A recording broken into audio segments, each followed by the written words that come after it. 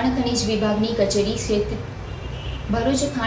વિભાગની કચેરી ક્ષેત્રીય તપાસ ટીમના અધિકારીઓ દ્વારા તારીખ 5મી ફેબ્રુઆરીના અંકલેશ્વર તાલુકાના ખરોડ ગામની સીમ વિસ્તારમાં આકસ્મિક તપાસ હાથ ધરવામાં આવી હતી. અંકલેશ્વર તાલુકાના ખરોડ ખાતે ખાણ ખનીજ વિભાગ દ્વારા દરોડા પાડી ગેરકાયદેસર માટી ચોરીનું કૌભાંડ ઝડપી ₹60 લાખનો મુદ્દેમાલ જપ્ત કરવામાં આવ્યો છે. ભરૂચ ખાણ ખનીજ વિભાગની કચેરી ક્ષેત્રીય તપાસ ટીમના અધિકારીઓ દ્વારા તારીખ 5મી ફેબ્રુઆરીએ અંકલેશ્વર તાલુકાના ખરોડ ગામની સીમ વિસ્તારમાં આકસ્મિક તપાસ હાથ ધરવામાં આવી હતી. આ તપાસ દરમિયાન ખરોડ ગામની સીમમાં હિટાચી મશીન દ્વારા સાદી માટી ખનીજનું બિનઅધિકૃત ખોદકામ કરવામાં આવતું હોવાનું બહાર આવ્યું હતું.